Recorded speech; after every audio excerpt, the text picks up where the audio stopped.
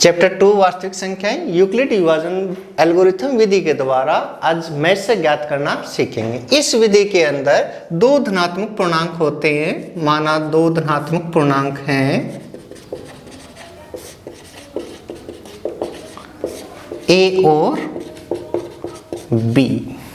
ए और बी में अपने को ये देखना होता है कौन सा छोटा है और कौन सा बड़ा है। माना ए है वो बी से बड़ा है, ऐसी स्थिति में बी ए को विभाजित करता है, पूर्ण विभाजित करता है या शेषफल रहता है, उस स्थिति के बेस पे में से निकलता है। ए यदि बी को विभाजित करता है तो यूक्लिड विभाजन प्रमेय से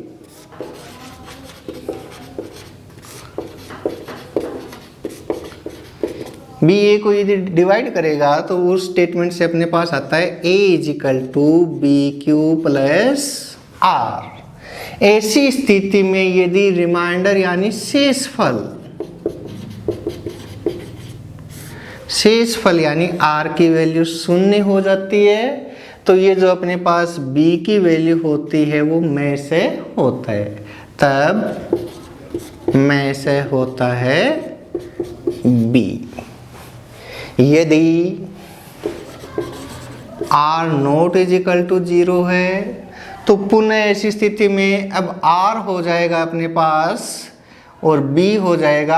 R और B का रिलेशन लेके चलेंगे तब R तो होगा अपने पास भाजक और B होगा भाज्य। ऐसी स्थिति में पुनः यूक्लिड विभाजन प्रमेय यूज करते हैं तब अपने पास आता है b is equal to b1q plus r1। यानी इस प्रकार दोबारा अपने को इसमें विभाजित करते हैं, b को b1 से डिवाइड करते हैं, q आता है और रिमाइंडर r1 आता है। ऐसी स्थिति के अंदर यदि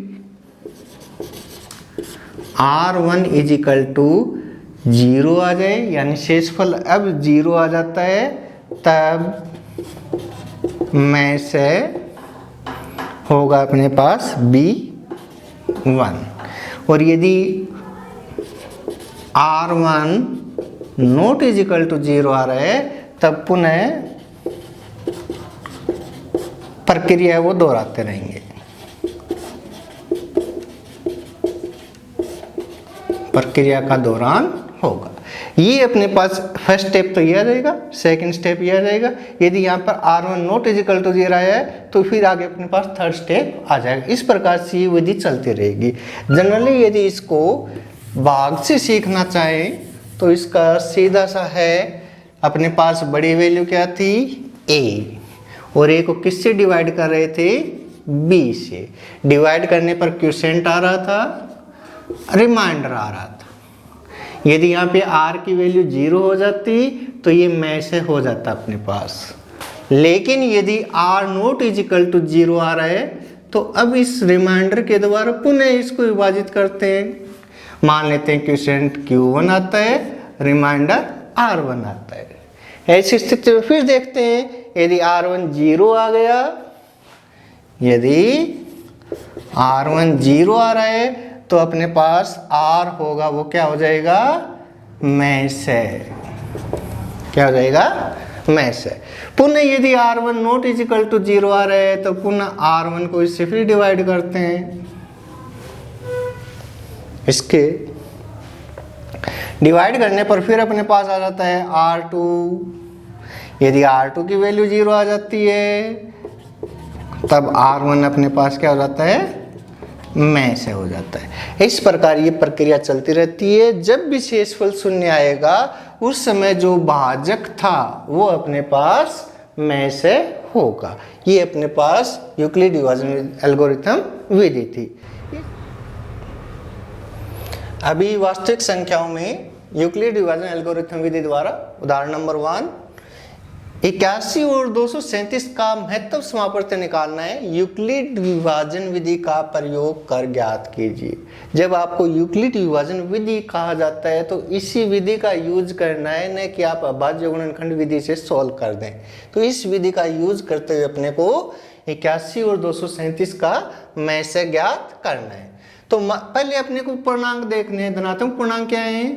यहाँ धनात्मक पूर्णांक 81 और 237। 81 और 237 में अब ये भी देखते हैं कि बड़ा कौन है और छोटा कौन है। यहाँ 237 इज ग्रेटर देन टू 81, 81 से 237 बड़ा है। ऐसी स्थिति में अपन इधर रफ वर्क करते हैं। 237 में 81 से भाग देते हैं। तो 237 में 81 से भाग करें तो 2 टाइम्स जा रहा है, 81 दूनी 162।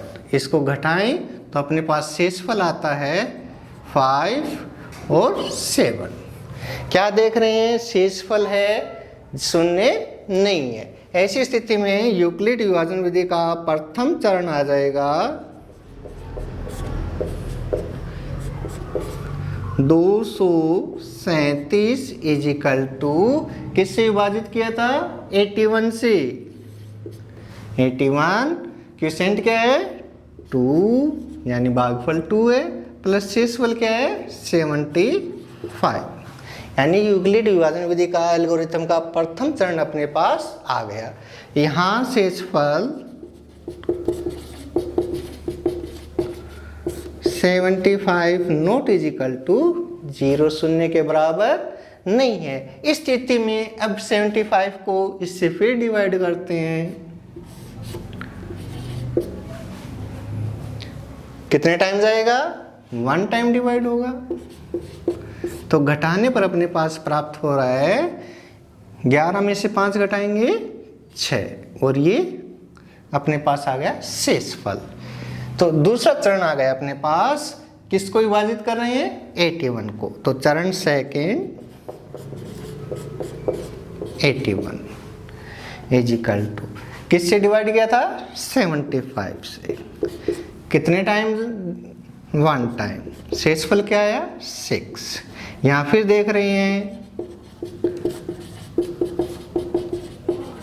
6 नॉट इज इक्वल टू 0, शेषफल फिर दोबारा शून्य नहीं आया। तो पुनः ये प्रक्रिया फिर दोहराते हैं। अब 6 का किस में डिवाइड करेंगे? 75 में। 6 से डिवाइड करें तो 6 के टेबल बोले 12 टाइम बोलेंगे तो 6 12 जा 72, शेषफल आएगा 3। अब अपने पास ये चरण आ गया थर्ड। तीसरे चरण में 75 को डिवाइड कर रहे हैं। किससे डिवाइड कर रहे हैं? 6 से। कितने टाइम डिवाइड कर रहे हैं? 12 टाइम। क्या शेषफल आ रहा है? 3 आ रहा है। यहाँ फिर देख रहे हैं कि शेषफल है नॉट इज इक्वल टू 0, यानी शून्य के बराबर नहीं आ रहा। ऐसी स्थिति में फिर आगे की फिर प्रक्रिया दोहराते हैं। 3 को किससे डिवाइड करेंगे? 6 से। अब देखते हैं 3 2 जा 6, और शेषफल क्या आ गया? 0। ये अपने पास अंतिम चरण आ गया इसका, चरण नंबर 4। किसको डिवाइड कर रहे हैं? 6 से।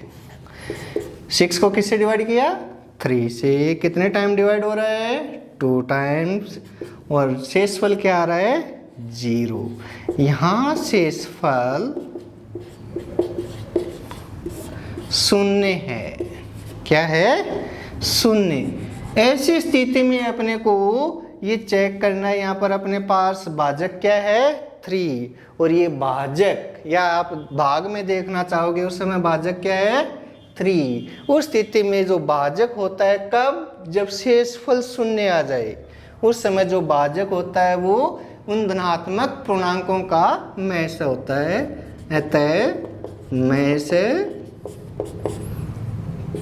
3। Thank you.